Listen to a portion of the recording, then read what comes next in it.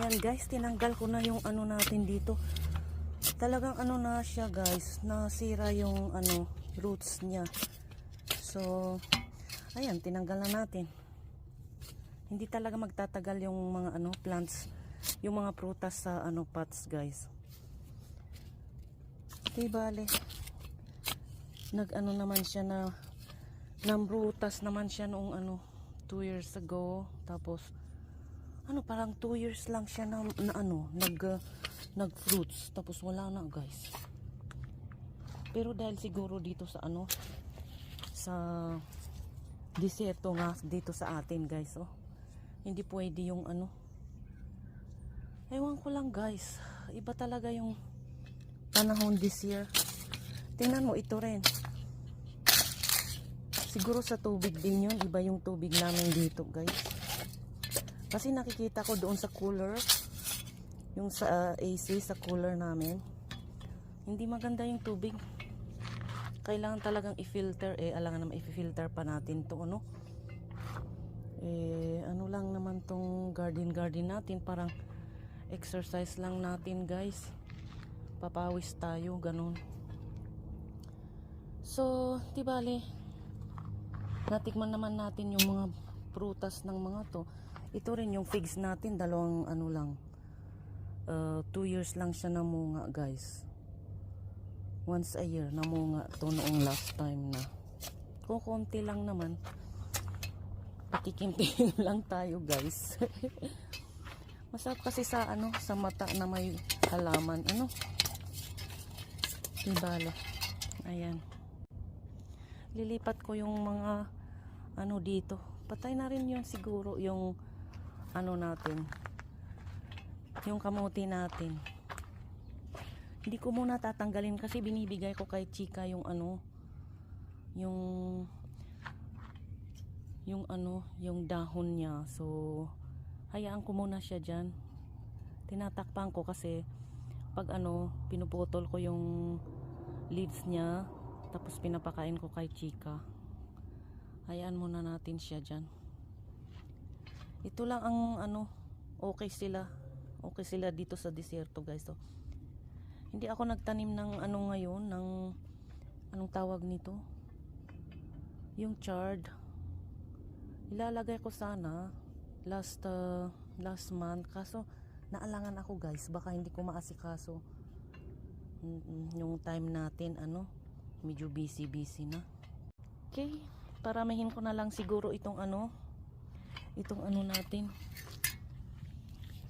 itong parsley natin, paramihin natin. Buti pa to na nag-harvest tayo at least every week, ano. O, kailan ko lang na-harvest to. Ayan na naman sila, oh. Malapit na ulit. Kukunti lang kasi sila guys eh, pero okay naman pala. Ayan, okay. Salamat guys sa mga suporta nyo, and I will see you again next time. Tapusin ko lang to at papakainin ko na yung mga alagad natin. Andyan na sila. May ano kasi si nanay kanina, may doktor siya, kararating nila. Andito siya kanina, hindi naka-on yung ano, yung video natin. Hindi na siya nakuhanan. Okay, tapusin ko lang to guys. Ilipat ko lang yung ano, yung ayan, para matakpang ko.